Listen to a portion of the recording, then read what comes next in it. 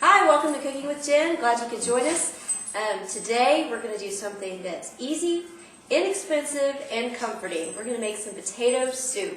You are not going to believe how easy this is. Come on, I'll show you how to do it.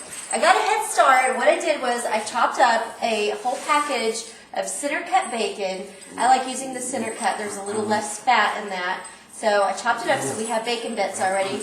Put them on the side on a paper towel so they can drain.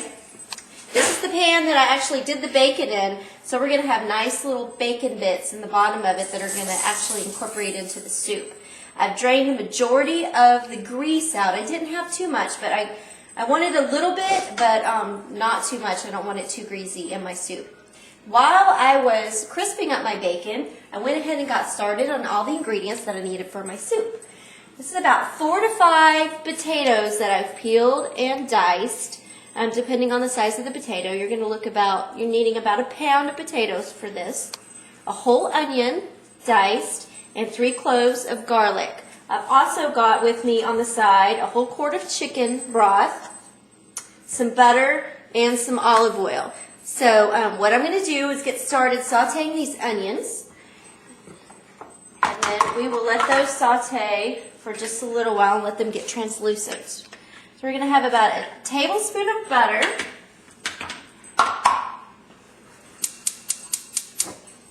and a tablespoon of olive oil.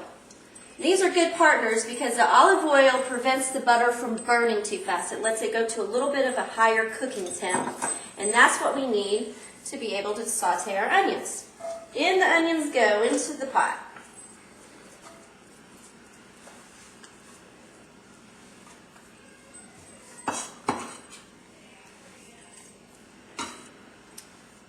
There we go. Great. We're going to incorporate all this. Let these onions cook down for about 8 to 10 minutes. They're going to be translucent and soft, and then we'll be ready for our next step. Okay, well, we've been sauteing these onions for about 6 to 8 minutes. They're translucent and soft, and they've picked up a lot of the bacon bits that are on the bottom of the pan from the bacon that I cooked off earlier. So now what we're ready to do is we're going to start a roux, which is a thickening agent for a soup. And to do that, we're going to push all these onions just to the side because I'm lazy and I don't want to get another pan out, and I don't want to take these onions out and dirty another plate. So let's put half of a cup of butter and half a cup of flour. You want to do 1-to-1 ratio anytime you want to do a roux. And what we're going to do is melt that butter and flour together and let that flour cook for just a little bit so that it doesn't have a raw taste to it.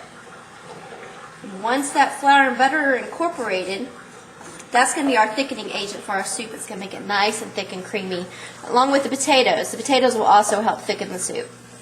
So we're going to get this butter melted and this flour incorporated, and we'll be back in about a minute. Okay, so the butter's melted and the flour's incorporated, and let it cook just a little bit. It gets that raw flour taste out of there.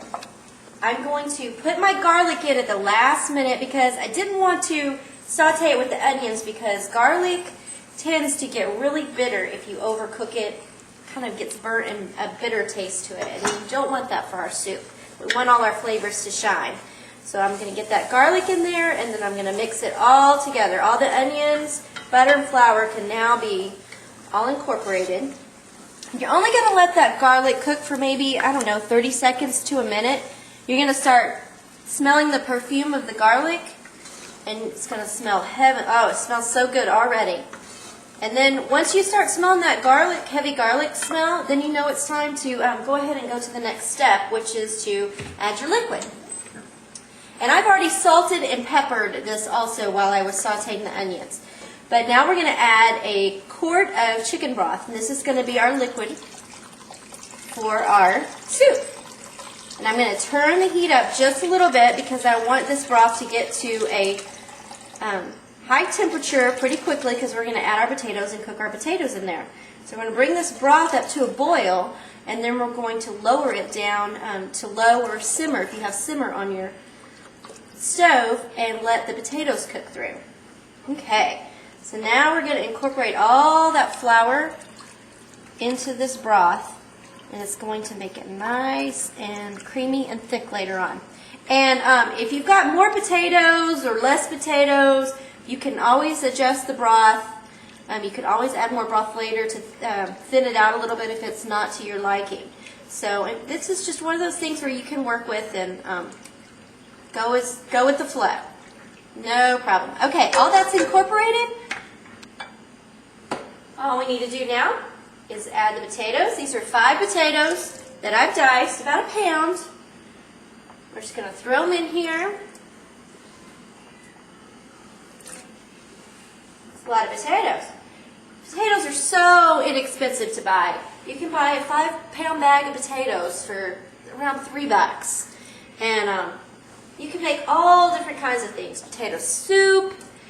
I love making potato skins, mashed potatoes. You can stretch them and do all kinds of stuff.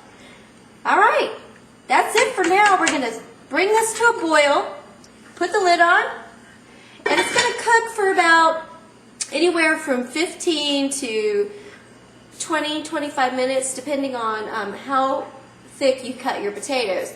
The potatoes are going to start falling apart and getting really soft and what's called fork tender. And as soon as that's there, then we are almost ready to eat our soup. Come back and join us later. Okay, it's time for the finishing touches for our potato soup. One thing that I do recommend is that when you're baking the potatoes, it's going to take anywhere from, 20 to 30 minutes or so. You'll know the potatoes will get soft and mushy. You want to stir it pretty often because the potatoes will tend to settle and stick to the bottom of the pan if you don't. So now it's testing time. You always want to test at this point for reseasoning purposes. So we're going to take a little test.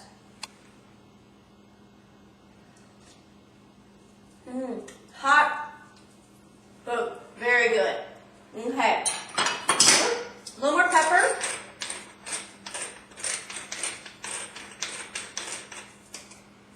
And a little salt. Not too much because there was salt in our chicken broth too, but a little bit of salt. And then we're going to add a little half and half to give it a little creaminess, but you could also add milk. Any milk, half and half. If you really want to go the heavy cream, you could also do that. Probably about anywhere from half a cup to a cup, depending on what kind of consistency you want with your soup. That was probably about half a cup, maybe a little bit more. It's just going to give it a little creaminess. I'm going to stir that in. Okay. Now, if you like your potato soup lumpy, you can stop at this point and enjoy. But I like to mash some of my potatoes up just a little bit so that it are not quite so lumpy. So I'm going to give it a little bit of a mash. It'll leave me with some texture still, but not so many lumps of potato. And I'm doing that while the milk is heating through, and then we're ready to garnish and eat. That should do it.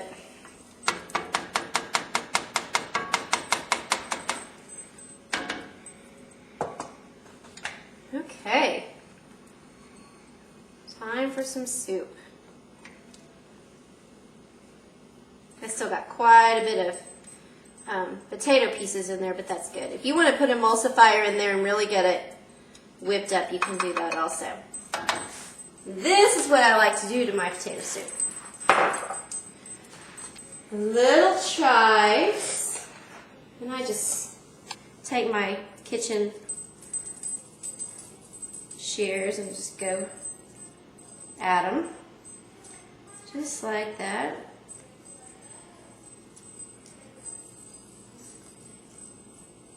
Perfect. Little cheese right in the middle. And you gotta have the bacon bits. There we go. And voila, potato soup. Enjoy, and I hope to see you again on cookingwithjen.com.